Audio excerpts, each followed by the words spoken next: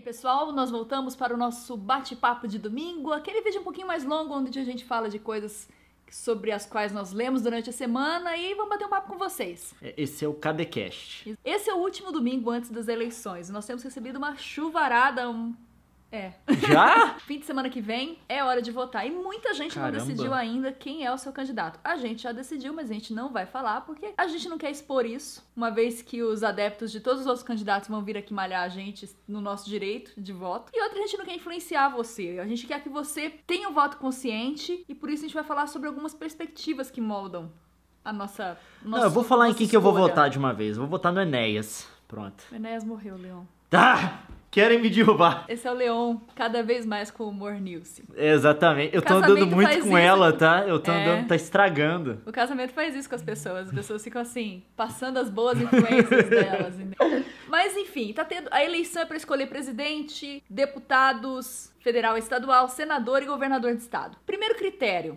que eu uso: eu não voto em quem comprovadamente já teve algum problema com a polícia. Ou que já teve gravação telefônica exposta de envolvimento com bandido. Não voto. A gente não é da filosofia do rouba mais faz, tá? De jeito Se rouba, não deve ser um representante meu em qualquer instância do poder nacional. E até porque muito do que eu ambiciono, que eu sonho pro país, embora eu não sei se eu consigo ter esperança de que isso vai acontecer, é de que um dia a gente se torne uma Suécia.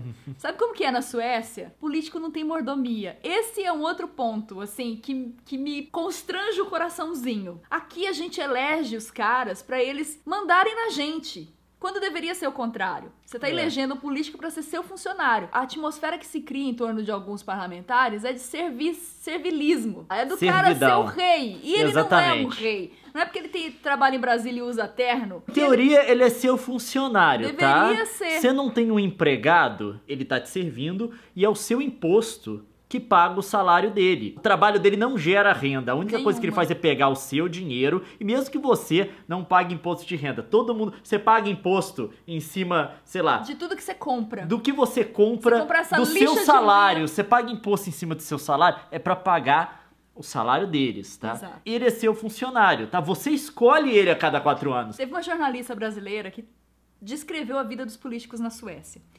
Os deputados, eles que moram, que são do interior e trabalham na capital, eles moram em apartamentos funcionais de 18 metros quadrados. O apartamento funcional deles tem 18 metros. Eu vi isso. Sabe como é que é a cama? Não tem espaço pra cama e um É o sofá. sofá. Você tem que escolher entre um e outro. Eles dormem num sofá-cama. Teve uma primeira-ministra, não sei o que ela era lá, ela era um cargo parlamentar, que ela comprou um Toblerone, eu não vou conseguir falar isso. Aquele chocolate triângulo, gostoso tá? pra caramba. Durante Cara, uma viagem, ela comprou com cartão corporativo. Ela Ela teve que comprou renunciar.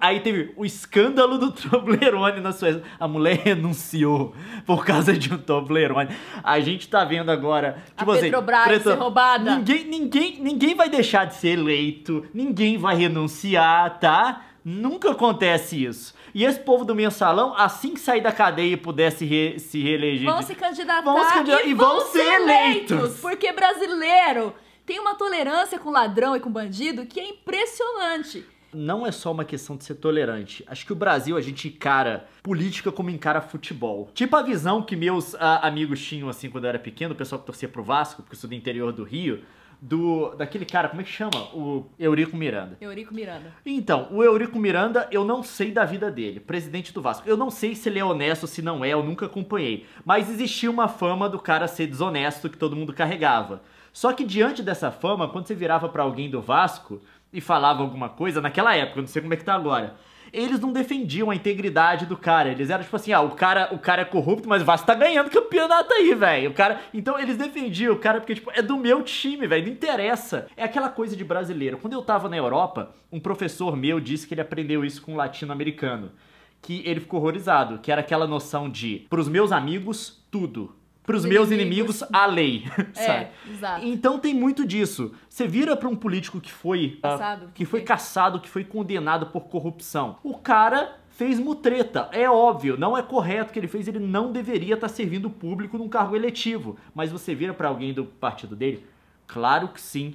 Porque pelo menos ele tá protegendo a gente dessa corja do outro partido. Uma amiga minha que é professora de jornalismo e trabalha, tava tweetando sobre isso agora. Ela falou o seguinte, que o brasileiro perdoa a falta de ética se tem avanço social ou se tem algum bom resultado financeiro. É o rouba mais faz. O problema é que normalmente esses números são fornecidos pela mesma pessoa que está sendo perdoada por falta de ética. Entendeu? Então, assim, o que acontece muito... E saiu uma pesquisa recentemente mostrando a relação da escolaridade com a escolha de voto. Fazendo um paralelo com a Suécia, que é o nosso plano de fundo também, a situação lá só mudou depois que o país começou a investir maciçamente em educação. Ter educação formal não significa ser mais inteligente, mas a pessoa adquire algumas ferramentas para fazer uma interpretação de texto muito melhor e talvez se vacinar contra outra coisa que acontece, que não basta só ler o jornal, você tem que saber qual que é a intenção de quem está escrevendo. Nível de escolaridade não é igual a inteligência. Tem muita gente com alto nível de escolaridade que é um imbecil e tem gente que nunca foi à escola que é um gênio. É inteligente, isso é importante. Mas a questão isso é importante, mas a questão é, quando a pessoa tem acesso à escola, há uma chance maior dela desenvolver determinados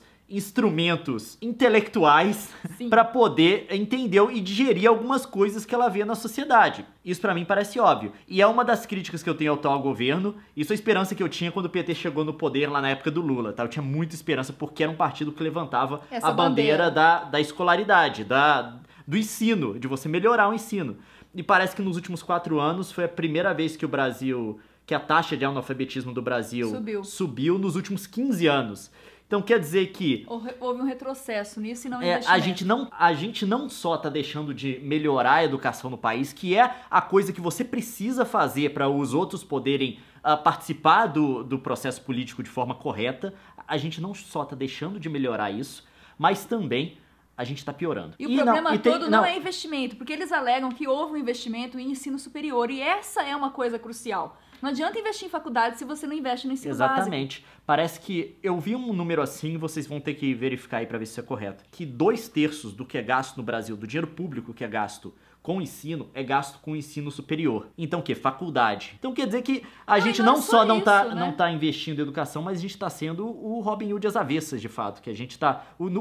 No que a gente gasta com educação, a maior parte vai para quem tem dinheiro. Isso não é eficiente, porque a pessoa pode chegar à faculdade sem ter base. Pro contexto brasileiro, o ensino fundamental é ainda mais importante do que o ensino superior, porque a gente precisa do ensino fundamental para formar uma sociedade, vamos colocar, cívica, no sentido das pessoas poderem participar dessa sociedade democrática que a gente está tentando construir. Um dos motivos pelo qual lá atrás, lá na Inglaterra e tal, quando surgiu a ideia do ensino universal, de você dar ensino fundamental para todo mundo da sociedade de graça, quando essa ideia surgiu, ela foi muito fundamentada nessa coisa de você dar o instrumental para as pessoas poderem participar da sociedade democrática. Poderem crescer por si, né? Então o direito à educação, ele é um direito que é pré-requisito para que você possa exercer os outros numa sociedade democrática. Era isso que se esperava do Partido dos Trabalhadores quando ele subiu ao poder, porque ele trazia esse discurso, essa prometiam expectativa que a isso. gente tinha. Não cumpriram. Eu tenho que fazer essa observação, pelo menos da minha, vamos colocar assim, da minha jornada individual. Meu pai morreu petista, sabe? Essa era a expectativa que a gente tinha, que um governo trabalhista fosse de fato alguém que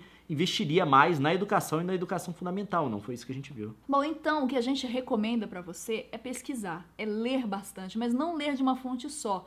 E buscar saber de que lado está aquela fonte, contrapor os números, contrapor os dados e pesquisar o maior número possível de informações. O deputado estadual, ele é muito importante. O deputado federal também.